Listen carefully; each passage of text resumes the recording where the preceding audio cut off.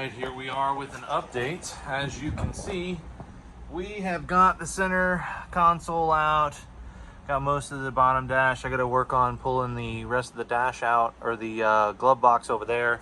But right now I'm working on the steering wheel side, getting this side ready, because I'm going to lock this in place and undo the bolts on the firewall that go through, and then undo the linkage for the steering wheel. So the steering wheel and the dash and all of this is going to flop forward where I can get to the heater core and evaporator that is in there in the middle of the dash.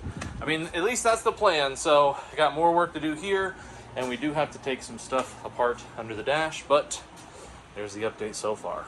Have a great Saturday. All right, here we are again with another update. The dash is now moved back. Was able to pull the pin out of here, take the bolts off of this, and able to pull the steering wheel straight through, and just unbolted the dash and disconnected the wiring harnesses.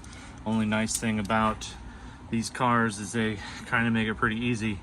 Our culprit is inside that box there, so the next steps are basically disassembling this off the firewall, which is fun. You have to go, which I already got stuff underneath the hood done. I have to pull this piece all out of the way. Oh, see, I can get down to there. That's how I was able to get down there to get to the steering.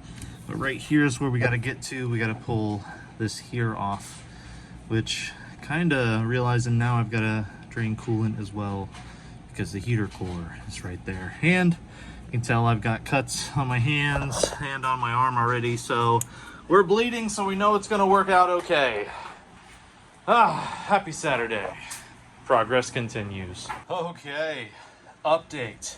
All right, now there is a bolt that is, or nut that's on a bolt right back here, where you have to take these two off first to take this whole thing out before you can find that. And that's the one that you can't find. Found all the other ones, got them all out.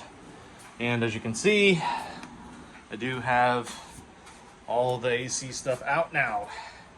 So I'm gonna be working on that box, but that is what a Challenger looks like without a dashboard in it. That's AC controller. And then over here, you can see I got it out. So we are gonna start working on this thing next. Woo! All right, progress. All right, here we are with another update, and boom, there's the die we were all looking for. This AC evaporator has seen better days, and I'm seeing telltale signs that that is not the original one. So this has been here before. So I just got done installing the new one, putting the AC stuff back around it, and I cleaned all of this out, so all the dye is out of there. Used some Lysol to clean up the vents, so, and even took out some old dust. So anytime you're doing this, if you're gonna do it yourself, you probably should take the time to clean up all these vents and whatnot, because then the inside's gonna smell better. But it's time to close it back up and put it back in the car. Man, this is definitely on the expert level of things. If you're an intermediate car enthusiast, I would probably not do this.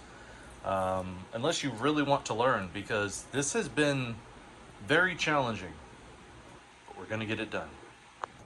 Okay, I wanted to do a quick update because this thing was out on the ground, all that cleanup, yada yada. This thing's finally back in its final resting position, and I want to give you some tips if you're ever heroic enough to attempt to do this yourself. Okay, don't worry about lining those bolts up. Those are not as important. Those top bolts, don't worry about lining those up. What you want to line up first, and don't put any bolts on, don't put any nuts on, just leave it. You line this stuff up, that's cool, but that one, remember that guy? That bolt right there sticks through the wall. It wants to hang up, and you don't realize it, and you worry about that one, and then the other one you worry about is that one that was hidden inside of there, that one back down there. Don't put any of the nuts on. Get it in place. Get it in place first. Take the time, get it in place first. More updates to come. Realized I was about to put the hot water or the heater core hoses back on, and I didn't say anything on how I was actually handling that. And I basically have this plug kit that I had picked up, and that's it. So that's what those cool little red things are. It's plugged off, and then I just muscled those little black, I guess they're vacuum caps, I don't know. They're silicone plugs and silicone caps. Totally held the water in, so we're continuing on. Okay, so we have everything put back into place, and before I put the dash back in, see these things right here, I went ahead and planned ahead since I had to take the dash out. We're gonna go ahead and put ourselves some infinities in. That's gonna definitely be an upgrade. And it's easy to get to since the dash is still out. Well, she is alive again, and all back together. Console, everything's back in. Oh my goodness. Sorry.